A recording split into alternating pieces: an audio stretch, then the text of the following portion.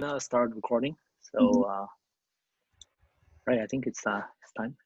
Yeah. So, hi everyone. Thank you so much for coming. Today we're really lucky to have Pavneeet as our guest speaker. So, Pavneeet is currently a data scientist at Microsoft, and he's going to share with us how to enter data science and some tips for aspiring data scientists from non-traditional backgrounds, which means non-CS, non-research backgrounds, and also how he utilizes data science in Microsoft and make an impact. So let's get started. So a little bit information about our guest speaker. So Pavneet had his PhD in software engineering at Singapore Management University and Carnegie Mellon University. He's currently a data scientist at Microsoft. He's currently working on data science projects in Azure networking and also applying NLP text mining to solve customers' pain points. Today, as always, we're also using Slido for our live questions. So feel free to enter code 12coffee with Pavneet on Slido or join using the link that Leon just shared to ask questions or upload the questions you're interested in. And we'll try to cover all the questions and get those questions answered for you. Another thing that it's a tradition for us to mention is our collaborators. So we're in collaboration with Geckos from the University of Toronto, MSc in Computer Science with specialization in multimedia at University of Alberta, Centennial College, Bolt EVC, and Aggregate Intellect. So I think Bolt EVC has an event about SaaS. It's a workshop about SaaS from SaaS employees, and they're gonna hand out free trial SaaS accounts that are activated until December, the end of December. So feel free to join that workshop on Saturday. And if you are not subscribed to our mailing list and have not received that link, feel free to send a direct message to me or Leon, and then we'll try to get that link for you. So without further ado, let's head to Pavneet's presentation. Thanks, Zoe. Let me share my screen. Mm-hmm.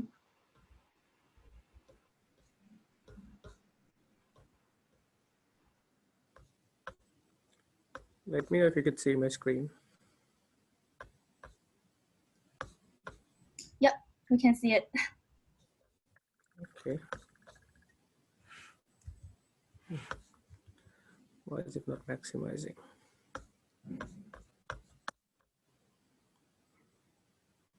Can you see the full screen, or I can only see it's not going full? Let me try to share.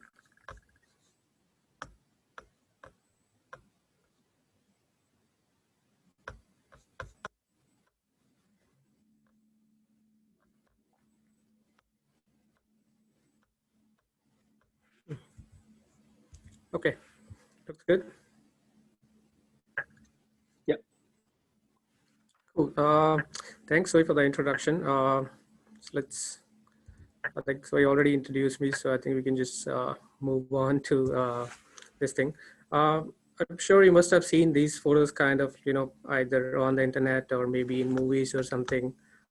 This is basically a data center where, all our data kind of resides and where all the processing, if you are using even this Zoom or websites like, Facebook, Instagram and all, there are usually three big things in data center. One is the compute resources, where the actual app or the website or would be running this storage where all our, let's say, photos and all are stored.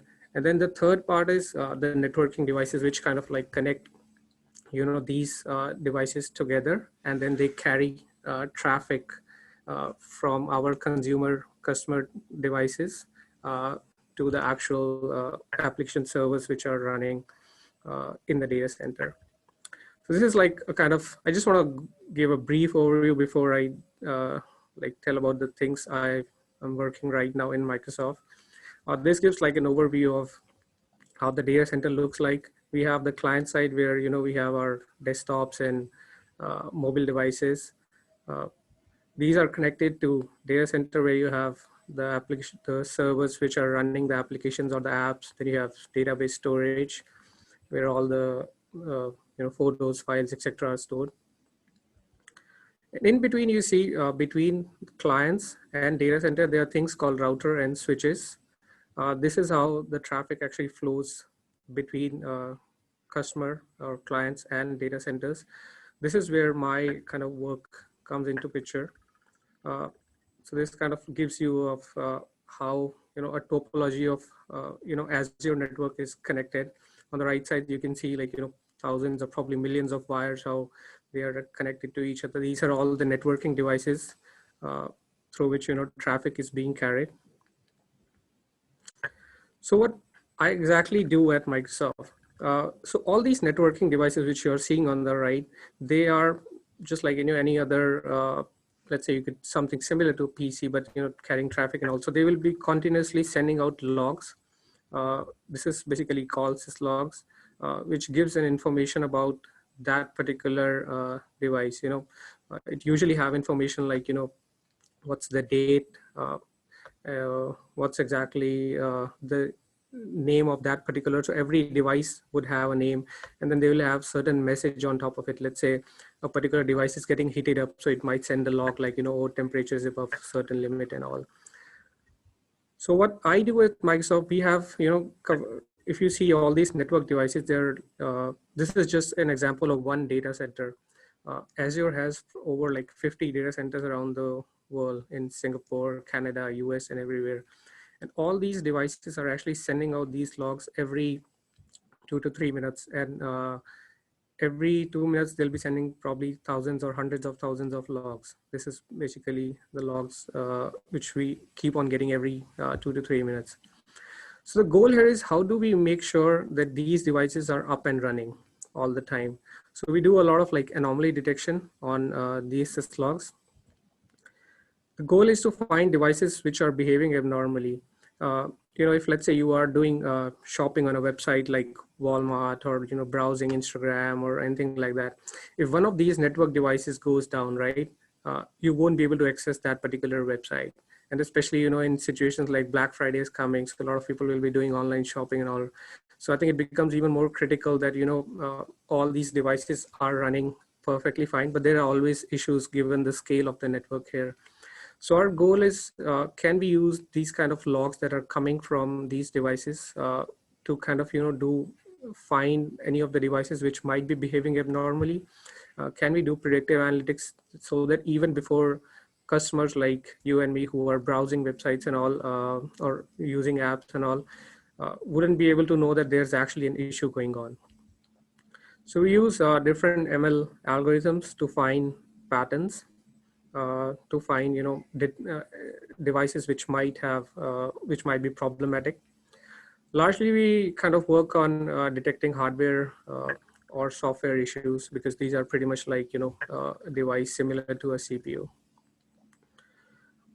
This is what the usual data pipeline kind of looks like. It's pretty much like if you are already working in data science, collecting, start with a question. In this case, we are trying to find any anomalous networking device, collect all the data that you can see, all the logs that are coming, uh, run some model on these. In this case, we are largely using unsupervised model because we don't have any ground truth and all. Then we kind of evaluate these models, and then further deploy these models into production, and yeah, and then kind of evaluate how we are doing. To simplify the problem, it looks like something like this. It's like finding the odd one out, right? So might look easy, right? It takes a while to kind of find which one is the odd one out, right? This is the one, right? But because you're visualizing here, I think it becomes much easier. But now consider the scale at what Azure runs here. It's probably, hundreds of thousands of devices all sending all that text logs and all. How do you make sure, you can identify a particular problem in one of those devices? So that's where we use different machine learning algorithms and all. So this was like a brief overview of the kind of work I do as part of my team. Now I'll move on to some other projects that are exciting projects that are being worked on in Microsoft. These are projects I'm not working on, but I think these are public projects which you might find exciting or interesting. And since these are public, so you could even read more about it. These are things which I thought would be really good to share with everyone. One of these apps that came out of Microsoft research was Seeing AI. It kind of helps people with vision impairment. What it actually does, it converts visual info into an audio. So it's a free app. Basically, you open the app, and then it has it uses the camera to kind of detect barcodes, currency, docs, handwritten text, and all, and then it converts that into an audio. So people with visual impairment are able to read the text at all, and it supports multiple languages. So this was a pretty cool project, and it's freely available, and it has really helped a lot of people in the community. Another project which I think Microsoft has been working on for I think a year or two is this prediction that by 2050 we would need around 9 billion people. We need to feed 9 billion people, but we have enough limited land on where we can grow crops and all. And then we are also seeing climate change and all the heavy rainfalls and droughts. So how do you use AI and machine learning to kind of do a data-driven farming? So in this project, what they do is they actually use sensors to measure soil temperature uh, and moisture. And then they also use drone and satellite imagery. And using real-time data, they can actually give a lot of information to farmers on, when to plant seeds, when to, water, and which part of the fields might have less water. So it's kind of give real-time information to farmers based on the actual data that's coming from soil as well as weather and other images. This is another project which I think this is more relevant for what's currently going on, AI for health. Currently, Microsoft is actually giving a lot of like support to universities as well as other institutes and all things like building COVID-19 dashboards. Using researchers are using AI to help better understand the relationship between proteins and diseases, and also some researchers are actually using Azure to run simulations and accelerate drug discovery. So I think we know we live in such a critical time, right? Everyone is just praying for a vaccine and all. And with this project, researchers were able to actually cut down on time of simulation from almost 6 months if they were using their own computer resources to 3 days. It's like you can see the significant advantage that cloud provides there in situations like COVID. So these are like three big projects I think, or I just wanted to share. If you want to read more about these projects, feel free to go to this website, microsoft.com/AI. And there's a lot of, AI for good projects, which Microsoft is working on helping the community. Okay, moving on to more interesting part, I think, which everyone would find more interesting here. Now, how do you enter data science? So I try to put some of the resources here. This might look a bit overwhelming, but I'll go one by one over these ones so that it makes it easier to consume. Okay, let's dive deep into it. So these are, I think, I have tried to cover most of the things which might be helpful if you are just entering into data science, or not only data science, but in general in the data field. This will definitely give you some things to think about, what you can do if you're planning to deep dive into career in the data domain. So if you're just starting with data field and all, if you don't have any background as such, non-CS background or non-research background, first thing I would suggest is start reading some of these blogs. These are things like Towards Data Science, Analytics Vidya. These are interesting websites which are good for beginners. There are a lot of articles which might also deep dive into algorithms and all. You might don't need to really go into those, but there are a lot of like intro level articles and all. So maybe start with those. Uh, Follow these, some of these magazines like TechCrunch, MIT Review, Harvard Business Review. These are not really, AI magazines. They talk a lot about leadership and other things, but they do post a lot of articles on, how AI is being used by people around the world to, solve problems. Let's say they might be publish an article on if some researchers were able to find, were able to detect cancers early on using AI or, other ML models and all. So it's just good to, I think, start reading some of these tech blogs and all to get an idea of what kind of problems people are actually solving using AI and machine learning. Uh, Second, I think most of you are still in university, so some of these things are really important. I think hackathons, uh, these days, I think there's a lot of virtual hackathons happening. When I was in school, I used to participate very actively in hackathons, going all, pretty much every other weekend. Uh, there are so many advantages, right? You get to meet a lot of new people, you network, you learn about a lot of new things, and then over the weekend you try to build some products. So it kind of gives you a lot of environment of how even the startups work, coming up with a new idea. And besides that, a lot of hackathons are actually sponsored by big companies like Microsoft, Facebook, Google, and all. So you get to meet a lot of people from industries. And besides that, also you get, like, a lot of free food during the hackathon. So I think it's really good to attend these kind of events. Go for conferences. A lot of universities actually provide free passes for students to kind of attend. Need not be data science conference, it could be other conferences. So if you get opportunity to attend whatever tech conferences in your city, or these days online, it's definitely good to attend those events to get an idea of what kind of things people are doing. uh, Meetups, these are, I think, pretty much very actively happening in all the cities and all. These are also all moved to virtual now. uh, with these meetups, there are a lot of like paper reading groups as well. I wouldn't really recommend joining those right now, but they're like, data analytics meetup, data science meetups, and also I think even if you go there and talk to people, you'll get to know what exactly things people are working on. And then there's podcasts and things like that. So these are like definitely things which might you will find really helpful if you're just beginning into this domain.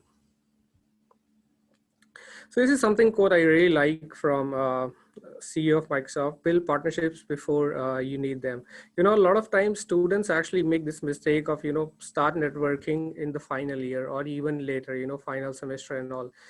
By then actually it's kind of late that, you would come out that, you just need a job. That's why you're networking. It's not that you genuinely want to build partnerships or network, right?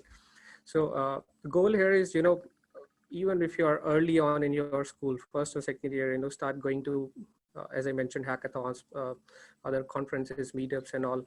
Uh, Start building partnerships, I think, right away when you enter college and all. So the thing is, when you actually are close to graduation and you actually need to find job, then you can, leverage those connections and reach out to your, seniors or peers who are working in industry, and ask them for referrals or even guidance on how to enter, uh, how to get interviews, and how to get a job in one of the firms which you like.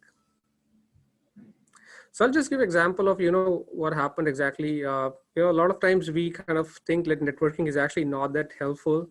But I'll just give you my own example of what happened. First time I got an internship in Microsoft, that was through some connections of my professors and all back in 2015. And when I was actually doing an internship there, I started, even within Microsoft, there are a lot of like employee events that happen. So I used to go for those events, uh, meet a lot of people there, build connections and all. And what happened with all those, I was able to secure my second internship in Microsoft itself. Uh, so during first internship, I did get a lot of help from my professor, but from second internship, I, through my connections and all, when I applied, they interviewed me, and then, uh, I already knew a lot of people in the team and all. So I think it just kind of helped me secure that internship. And then during my second internship, the team I was working on actually didn't have any positions right now. So I was actually looking for positions in other teams and all.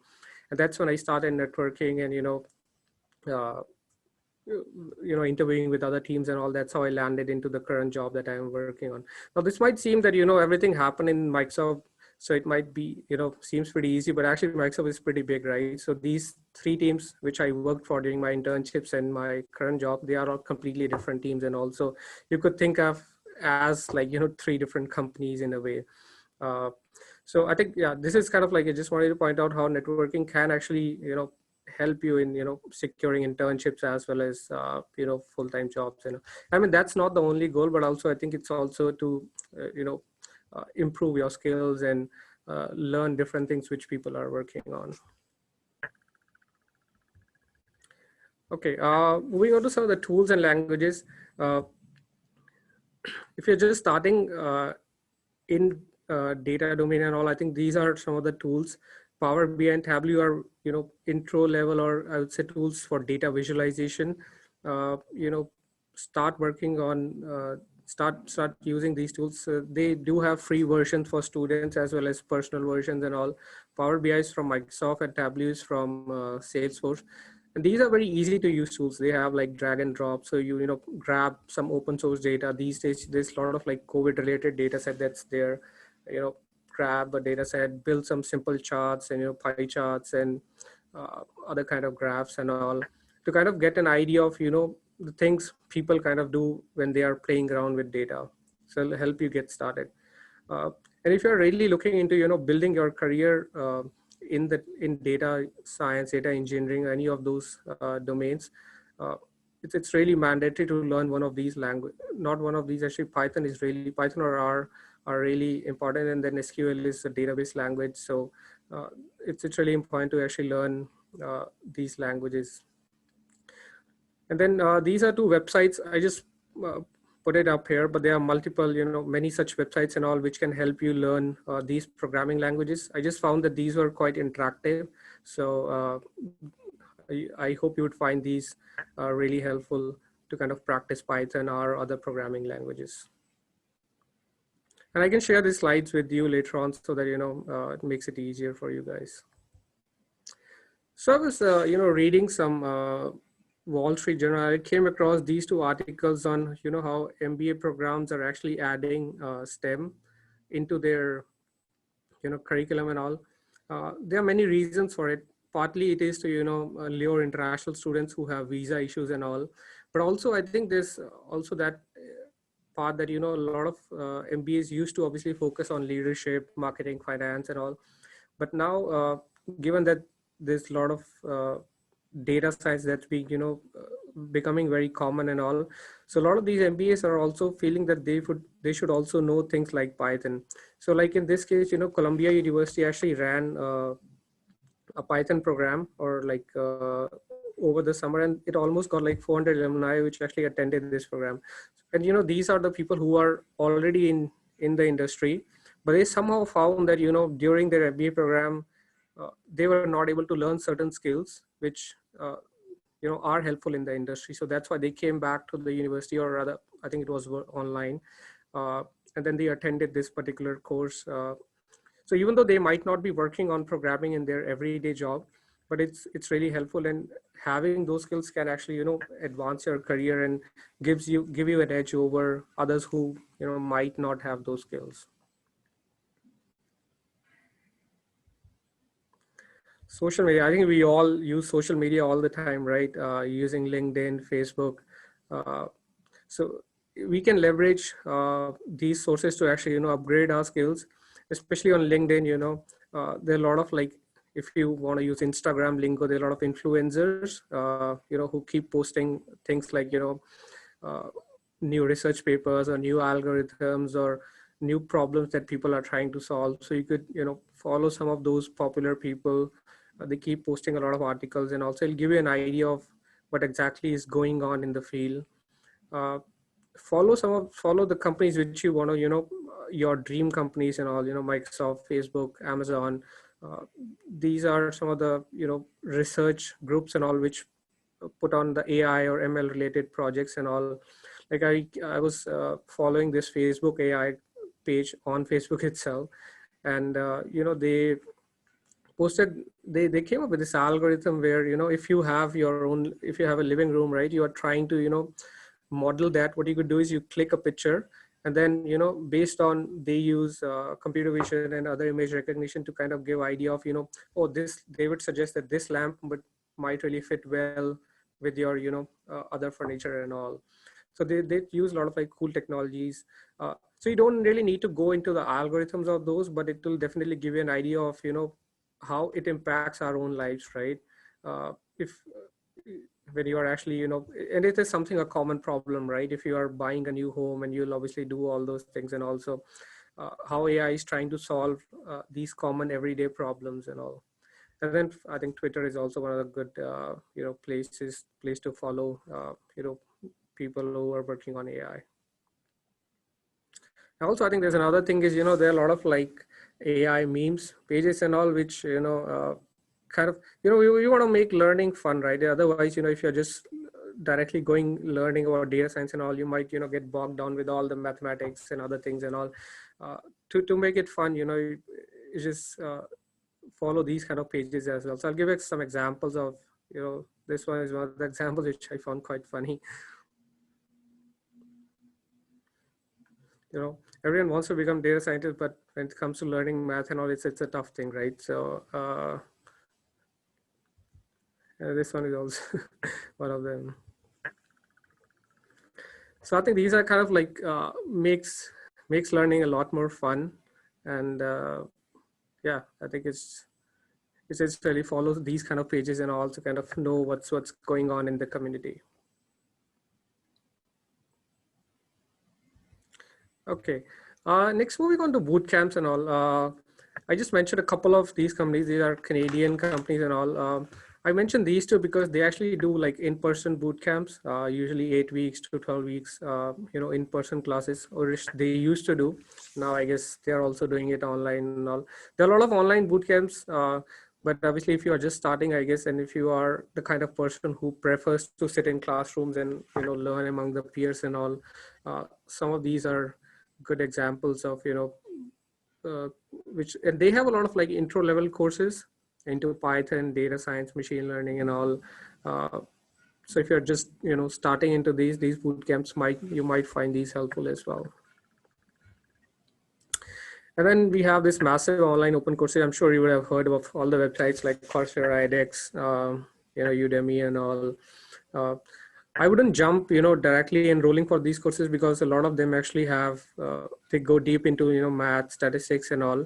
So if you have already, started with, reading blogs and following some people on companies and all, and then I think you have some idea of how AI and data science kind of works and all, then I think you can enroll for some of these courses and see, uh, if those you find helpful. And there's obviously books, YouTube, and these courses will give a deep dive into math, statistics, which you will be helpful if you are, solving any data science problem.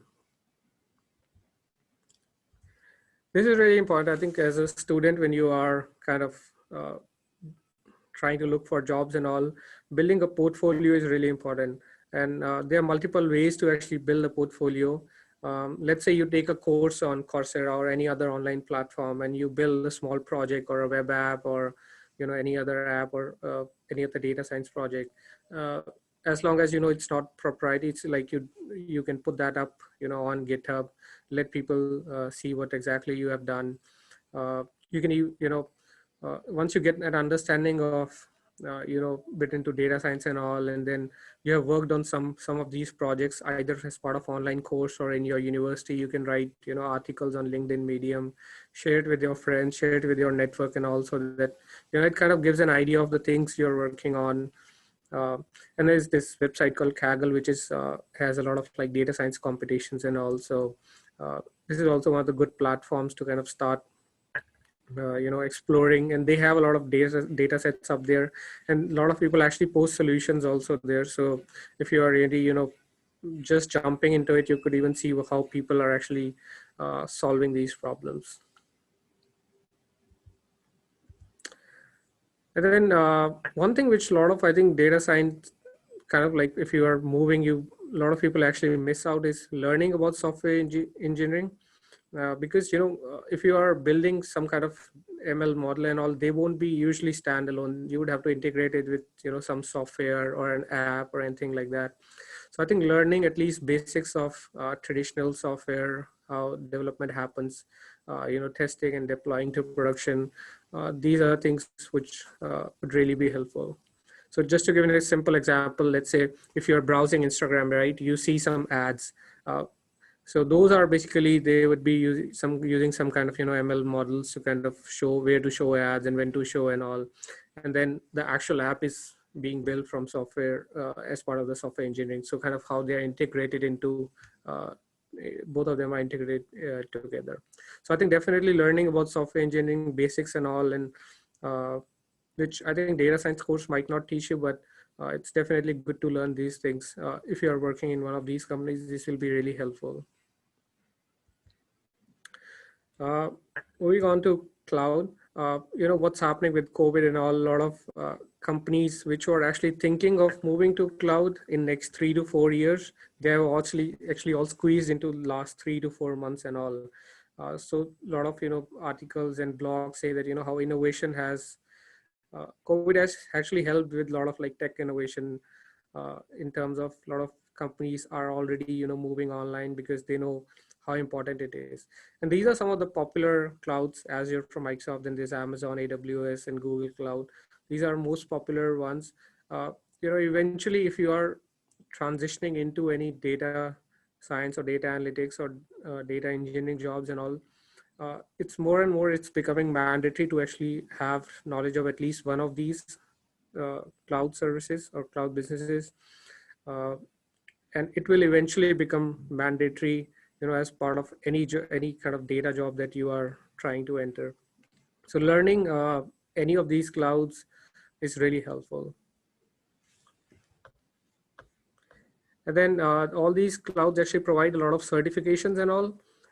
So definitely, I think once you kind of like learn about, and the good thing about these cloud services, they actually provide free credits to students, some initial credits if you use your school email. So you can actually, play around, see what things you could do on cloud. You can build a simple app and, deploy there and, learn about these services, which will be really helpful in your career. I don't know why this thing came up. Soft skills. I think a lot of if you're working in any kind of either data science or any other data domain, you will actually be working together with software engineers and other stakeholders, customers and all. It's really important to improve your soft skills.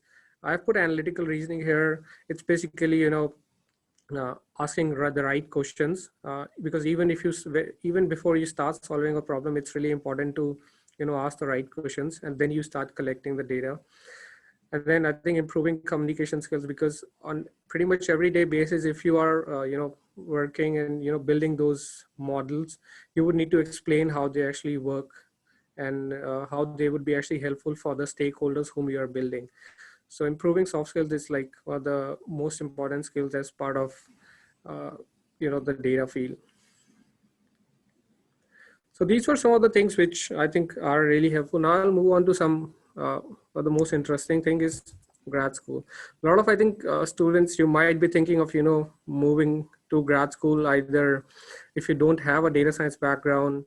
I've seen a lot of my colleagues or peers who actually transitioned into data science because by going to grad school, either, pursuing a master's or a PhD.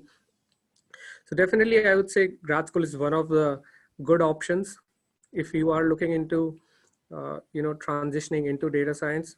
But I wouldn't jump directly into grad school because, there's a significant time investment as well as significant investment in terms of cost and all. So that's why I think first of all, it's important to explore your interest in the data field. Are those things, do you really find those things interesting, reading blogs or just play around with simple data and things like that? Once you think that, this is something for you, then I think I would suggest that, think about going to grad school and all. Uh, Definitely, I think like masters or PhD, both are really helpful. Although it's not really mandatory these days. I've seen a lot of jobs are actually hiring bachelors for data science. But if you are looking for, specific jobs in terms of, science jobs where you want to do some research and all, they still require, either PhD or sometime even masters. So grad school will definitely give you some advantages in terms of, your peers. And then lastly, research papers.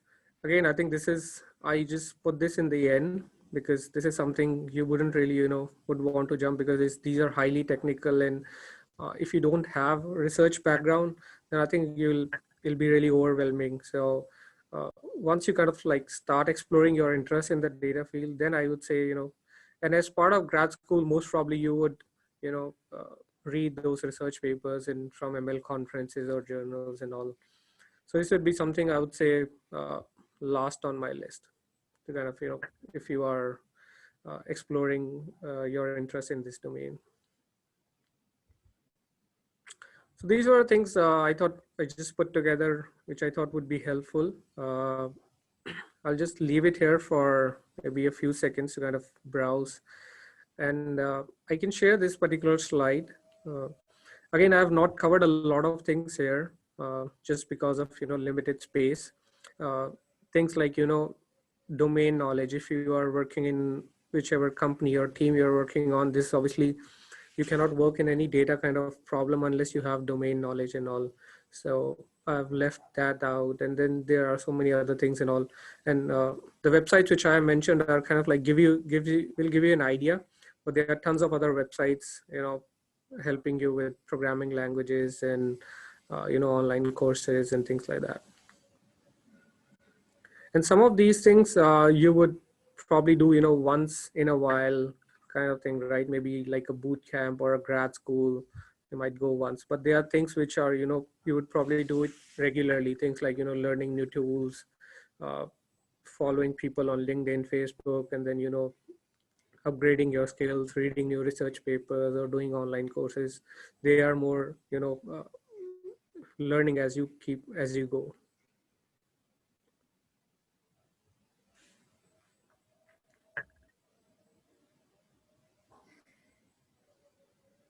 Okay, so I'll share this with the organizers, and then if you want to, use this particular slide and all, feel free to reach out. Or you can reach out to me also on LinkedIn. I'll be happy to share it with you. Now moving on to where can I help?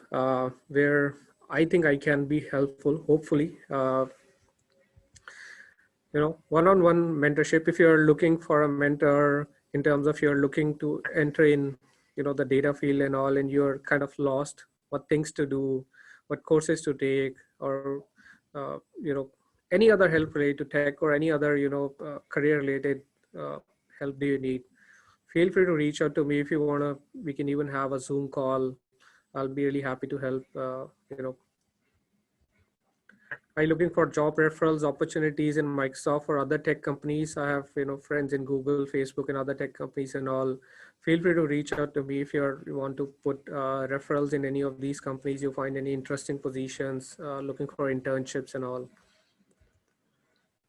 Talking of internships, Microsoft runs this garage internship here in Vancouver. I think they do in Montreal also.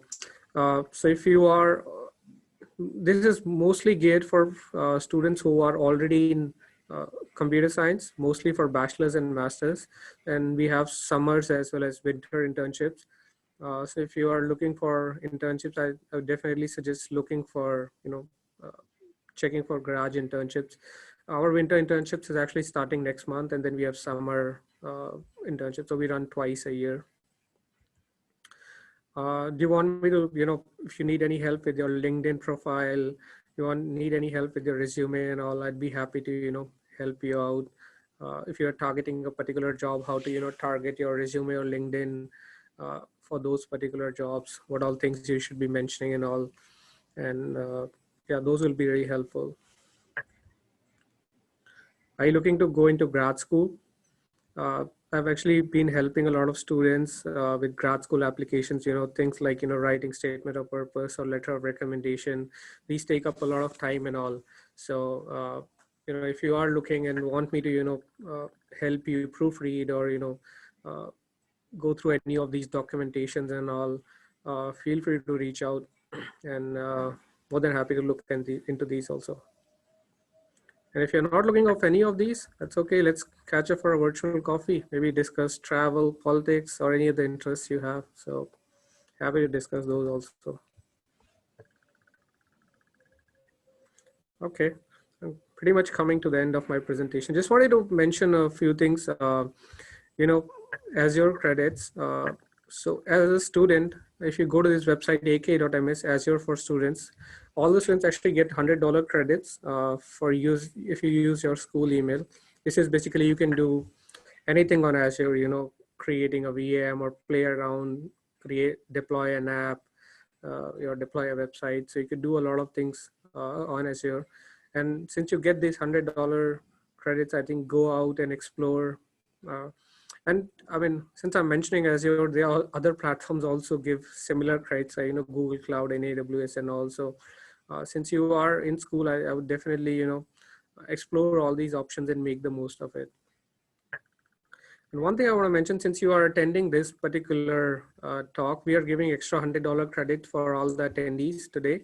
Uh, so we'll give that, we'll have some special codes for all those who are attending today. And contact either Leyuan or Zoe, and they'll give you the codes on how to redeem those extra $100 credits on Azure.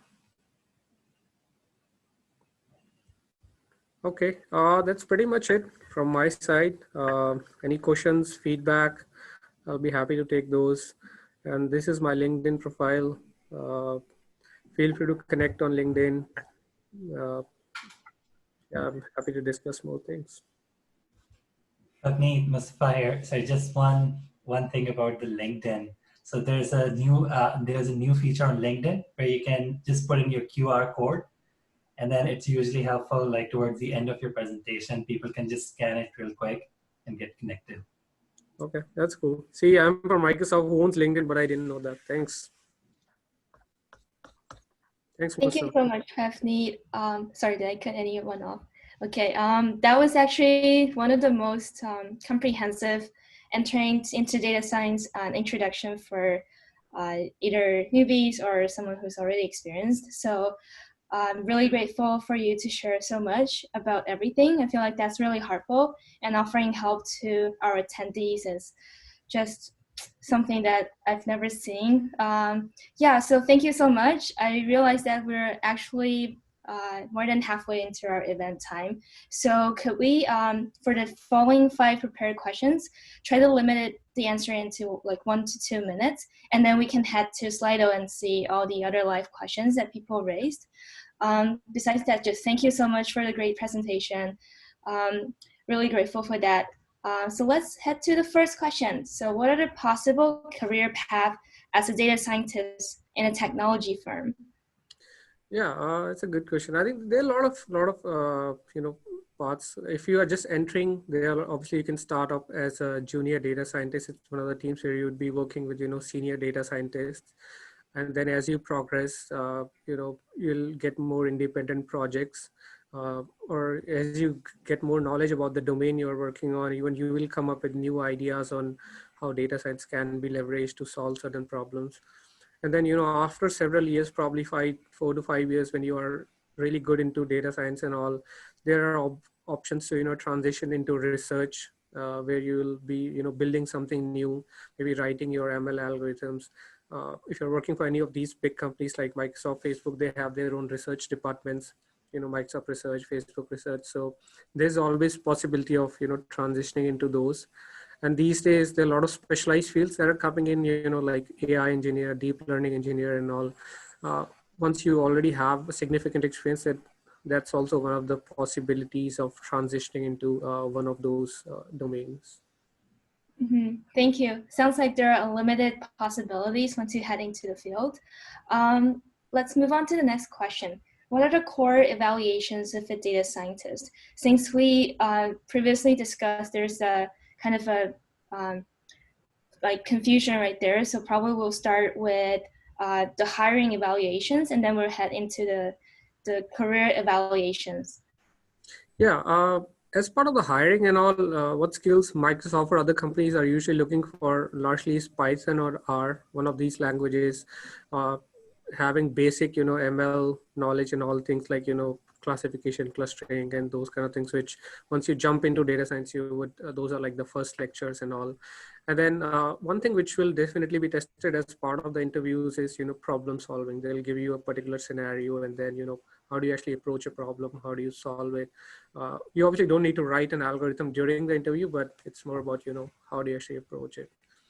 And if let's say you are already hired as a data scientist, and how do you evaluate a particular data scientist? What's the performance and all? Largely, performance is based on the impact on stakeholders. Uh, so, in this case, I can give you my example of like, where we work with a lot of like huge data sets and text. Uh, can we identify newer problems, which can make our Azure network healthy? So that's like one of the examples of, finding newer problems and all. And that will have an impact in terms of, lesser customers having issues when they are actually using Azure and all. And then there's obviously things like, if you're working on problems, how you can save man hours in terms of cutting down on manual work and all. A lot of things can be automated. So I think if you have really helped with any of those things, like one of the projects I was working on where we had a lot of customer tickets and all, uh, can we cut down on those customer tickets by, looking into the previous data set and seeing if there are any duplicate tickets and all? Pretty simple ML problem, but, it can help cut down on the man hours. So largely, I think what impact you have on stakeholders, have you helped in cutting the cost and all? Have you helped in, reducing the man hours or the manual work would be the large focus while assessing a data scientist. Sounds great. For the next question, what pitfalls do you face when you got started in your DS career, and how would you avoid it if you could go back and change something? Yeah, one thing I found it challenging personally was, I did my PhD in software engineering, and currently I'm working in networking. So there was a complete domain, change and all. I didn't have that much background in networking and all. So that was something I found it really challenging. So I had to like, brush up or even learn a lot of networking concepts and all. So if you are just starting as a data scientist, I think definitely having domain knowledge is really important. Without that, I think it's really hard to, work on any data science problem and all. And then another challenge which I personally faced was I had some, I joined as a remote data scientist. So my team actually sits in Seattle. That's our headquarters. Uh, so since I was actually completely new to the domain as well as, to the company coming out of school. So I found that as challenging as well. If obviously you get an option to, work in office with your teammates and all, that's obviously the best. But if, remote is the only option, it'll definitely be challenging for initial few months. But I think people are usually quite supportive, and you could learn from all your peers and colleagues. I feel like that's also one of the difficulties for people who are heading to the career, like their jobs at this moment because of COVID. And also one follow-up question with the networking part, did you get to choose your team when you were interviewing, or it's like a team that's assigned to you? So I interviewed with this team. So yeah, I kind of chose it, but it just depends. I think if you are coming into Microsoft, I think sometimes they might give you an option. Not always. Yeah.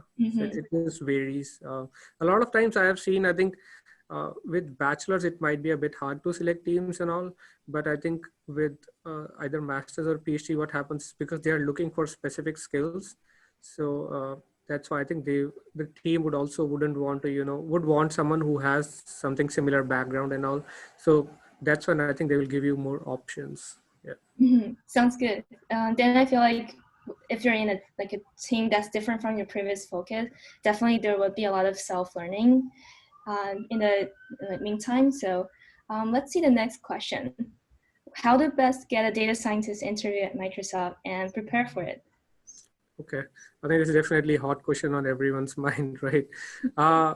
I think, yeah, there are multiple ways to actually, enter. I would talk about Microsoft, but it's true for, other companies and all. Uh, I would say the easiest ways, and through the way which I also joined, was, start as an intern.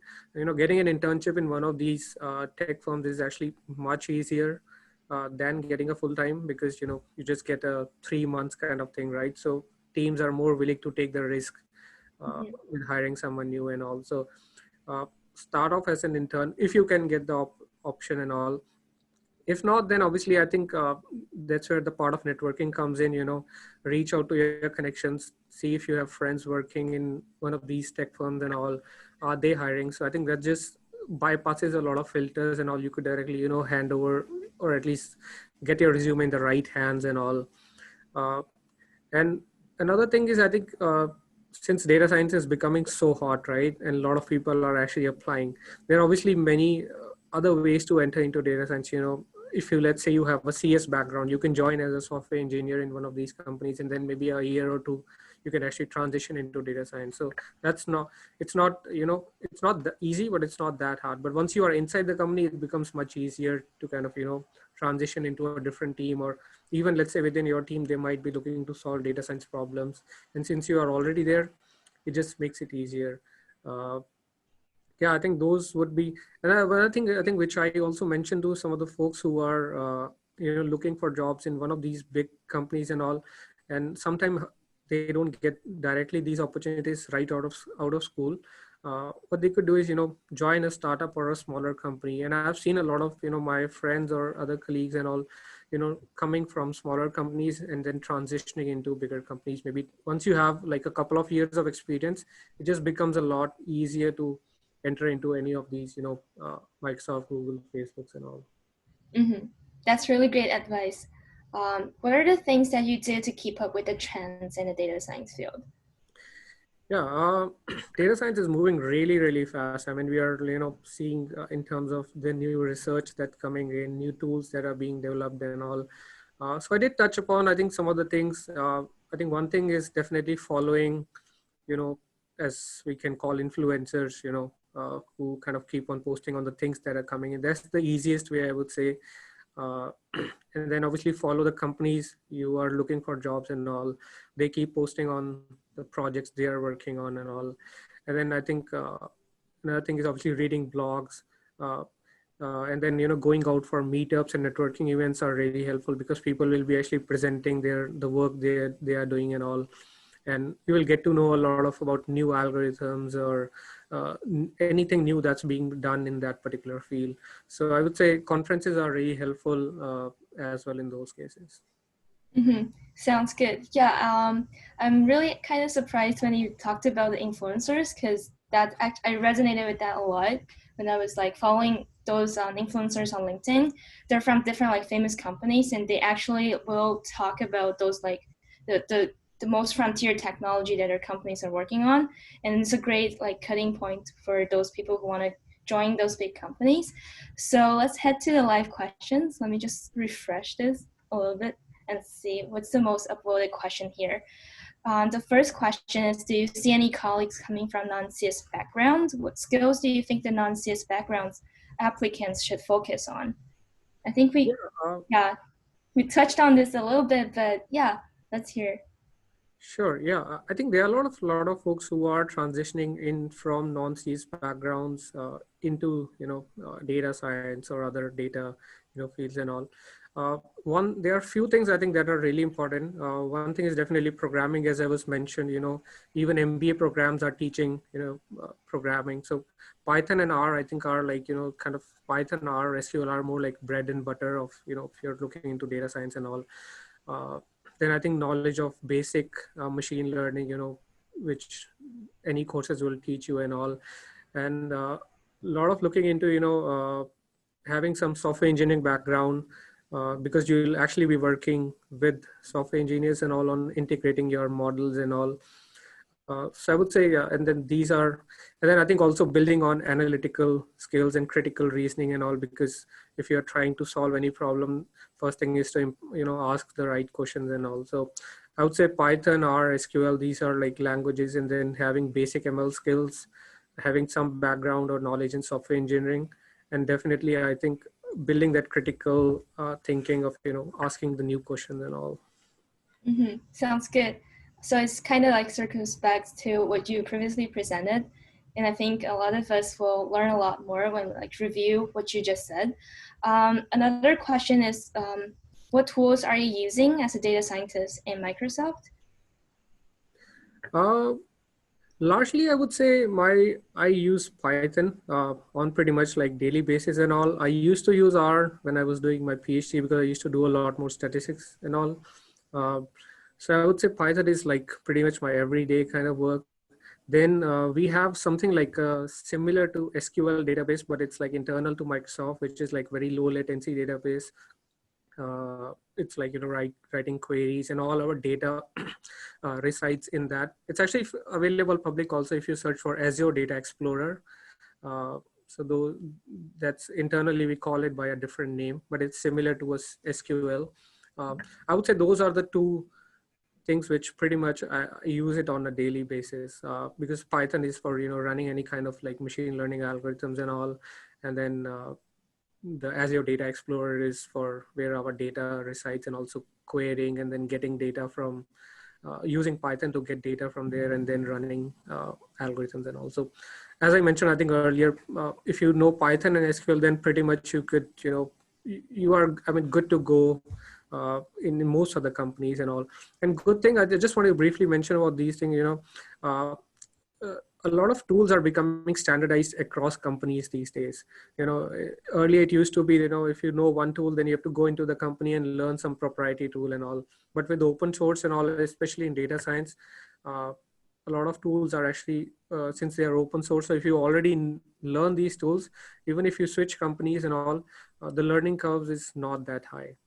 So I think that's what I like about data science. You kind of learn, you can learn tools. You don't need to really go into a company and learn those internal tools and all. So I'm sure there are certain internal tools that you might want to learn, or you would have to learn if you join a particular company. But largely, I would say it's becoming more standardized across companies.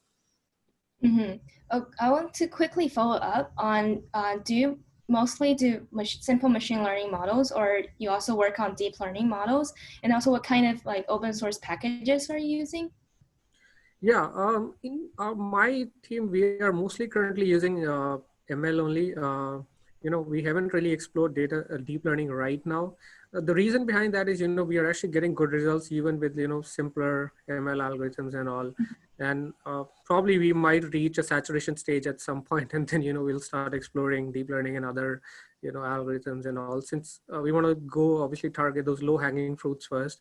And yeah, mostly I think using ML. And in terms of packages and all, I think pretty standard, scikit-learn and, pandas, and which are pretty much used by all the data scientists. Yeah. Mm-hmm. Sounds good. Another question is very specific. Why did you choose the path of data science instead of software development? Oh, it pays well. Not really. I think, yeah, I think when I was like, I got exposed to data science during my PhD, and I realized that, I have that, you know, thing of, doing more analytical kind of work and all. I actually worked as a software developer after my undergrad for a couple of years, and the work was kind of very repetitive and all. You work from one project and, kind of using the same language, and it becomes really repetitive work kind of thing. Whereas in data science, you are kind of, trying to solve a lot of new problems and all. And, during PhD, I kind of developed the habit of asking, a lot of questions and all, which is really part of the PhD process and all. So that's why I think data science was something which I got lured into. And obviously there's aspect of, financial aspect, but I would say even software developers are paid pretty well. But data science, obviously, if you're thinking of really long-term in the career and all, uh, data science is something I think you should definitely look into. And yeah, but that's, I think, this is the main reason why I went into data science, because I think largely working on, I like working on newer problems. So that's why I found it more interesting than software developer. Mm-hmm. Sounds good. And I also think what you mentioned, interest is really important when you're choosing a career path. Another question from the audience is, what are the basic questions for a data science position asked in an interview? Uh, so largely data science, I think they will start with basic. Usually most of these big companies, they have 4 to 5 rounds of interviews and all. And by one round, I means usually about 45 minutes to 1 hour. So you'll have a day where you'll have 4 or 5 interviews and all. With entry level data science positions, they would mostly ask, basic ML algorithms and all, classification, clustering, how basic, which you would learn in any intro to ML courses and all.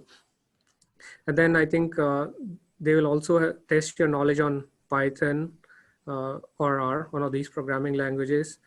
And I think coming back to my previous point, I think learning SQL or any other database language, I think is really important. So there'll definitely be some testing on that.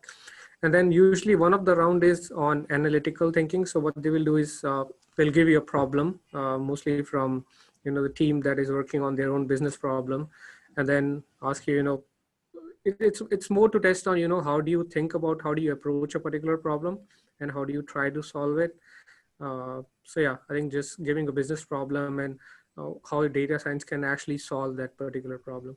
And some companies or some teams might even interview on basics of software engineering also, some basic programming and all. So definitely, I think brushing up on those skills would be helpful. Mm-hmm. So I think for in order to get a data science position, definitely someone will need to like work on a lot of aspects and try to brush up your skills to better prepare yourself for the data science position.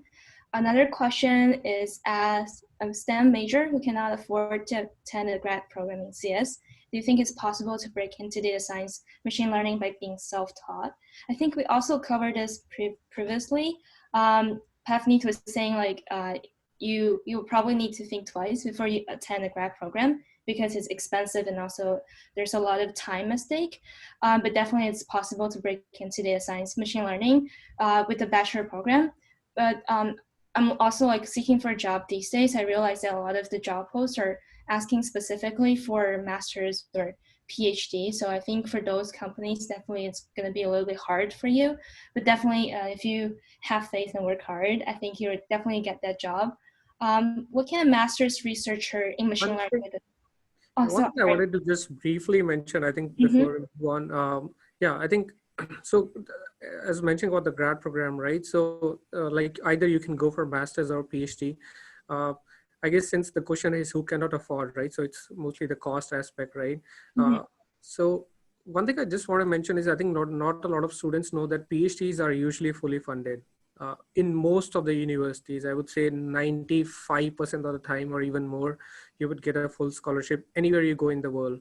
There might be restrictions in terms of, if you are not a citizen and all, then you might not get it. But in 95% of the cases, so even when I did PhD, it was completely fully funded. So uh, if you already are a STEM major, and so I think that is something you can definitely think about. But PhDs are fully funded, but there's obviously a lot of time investment. Usually, it will take you 4 to 5 years to pursue PhD. So, are you willing to invest that much time? And there won't be cost factor, but there'll be time factor, and also masters you have to definitely pay in most cases, but PhDs in most cases are supported by universities or other grants, and also definitely think about that. Yeah. Thank you so much for adding that on the previous question. I do realize that a lot of masters research stream in Canada are also like funded by the professors, so definitely check on that. Yeah, let's move on to the next question. How to prepare for the theoretical questions for a data science interview? I think most of I would say there are lots of online materials and all, starting with basic, like some of the blogs I mentioned, like Towards Data Science, KD Nuggets and all, they have a lot of, questions and all. Uh, I think if you go through some of those blogs and all, and maybe, if you have already taken up some ML courses, either in university or as part of, boot camps or online courses and all, you would, be exposed to all those questions and all. Those basic questions which will be mostly asked in the first round of interviews and all. So yeah, definitely I think brush up on reading blogs, taking a few online courses, or even doing boot camps. Or if you are in university and you have that option of attending a CS course or an ML course and all, one thing which I advise students is go for audits. If you cannot do as a credit, just do it as an audit, right? So you have less workload in terms of don't need to do assignments and all. I mean, in terms of, it kind of also shy away from the responsibility, but it kind of helps you, you sit in the classes and all. And if you're a complete beginner, then, it will help you, about learning about data science and all, and at least take the intro level courses in universities. And yeah, definitely I would recommend, if you're a university, go for, at least auditing some of those courses and all. I think that's a really great answer. And I think another way to prepare, like just to have a more like well-rounded view of preparing, you could also go on YouTube and search for a lot of the mock interviews. And I think Kaggle has one really great interview live session that's like 1 hour long, and it gives you a pretty good review of how you should talk as a data scientist. Like when you are answering a question, you should probably add on to some other aspects of the problem to show that you're like well-rounded, you know a lot of the stuff, and there's a lot of potential out of you as a candidate. I think that's really important too. Another question is, what can a master's researcher in machine learning within a specific scientific domain do to ensure that they're using the industry-style data practices? I think the thing which you could do is, since you are already doing masters and you have the research background and all, I think these days there are a lot of like open source data sets and all. So I think start exploring with those data sets and all. I think that will give you a good idea of things that what industries use. And like, I think, as I said earlier, that tools are becoming very, standardized across companies and all. So that, I think, becomes much easier even when you are coming from academia. And I think I was actually in the similar situation, when I was doing my PhD. It was really hard to, get hold of the industry data set and all. And, it's always, limits you when you want to work on some interesting problems and all. Uh, I think the other way is, since you are already pursuing masters, as a research in the research, with a research background, what you could do is, try to see if your professors have some connections in the, industry and all. That's how I got my first, Microsoft internship, and I did get access. That is one way, you could learn about what are the data practices and all, by securing an internship and really, entering into industry and working in that environment. That'll give you a lot more exposure of what industry looks like and how it is different from academia. Mm-hmm. Thank you so much. That's great advice. We're kind of running out of time here. It's already 8:12. So if you don't mind, Pavneeet, can we ask 2 more questions? Yeah, sure. Go ahead. And then we'll wrap up the whole event. So another question is, at Microsoft, how likely is it to be noticed out of a pile of applications if I just apply online with no referral? Definitely challenging. I mean, even with the referral, I would say, honestly, it is not that easy, right? Because given how hot data science is right now, it is easy, your application might get lost because of the number of applications that especially these big companies get. So I think, coming back to some of the things which we were discussing earlier, I think networking, I think, is one of the key things and all, because you would want to, get your resume in the right hands. So if you know people, friends or other folks who are in industry and all, reach out to them. That's, I think, one of the ways where you can stand out. And then there are other ways, keep on building your profile. Like I mentioned, portfolio by, either doing competitions or GitHub or writing articles, and, keep on building your profile. And if you are in the research background, like master's or PhD, like I was, writing research papers will definitely be helpful, because that is something, will give you a lot of like public exposure in terms of the work you are doing as part of your, school environment. Mm-hmm. Sounds good. So probably we should still like work on the referrals and getting exposure, and not just like simply applying through the website with no referral. Kind of lost here. Another question is also about preparing a data scientist interview at Microsoft. How would you recommend best to prepare? What topics to focus? More emphasis on ML theory or applied? Uh, I would say it varies a lot. So data science is becoming more like an umbrella term these days, right? So it all depends on what position you are looking for, which team. And Microsoft is huge, right? We have, hundreds of products, from Office to Skype to, so many other products, Azure and all. So if I think, yeah, basics, I think again, going back to the basics of Python, SQL, basics ML, little bit of theory definitely would be asked and all. Uh, they'll definitely applied would be more of analytical reasoning and all, and giving a particular problem that team has, and how would you actually approach that particular problem, how would you solve that. So I think in terms of preparation and all, brushing up on your coding skills and all, uh, and obviously I think talking to the team, if you could connect with someone in the team you are interviewing, talk about the things they're working on, the problems they're trying to solve.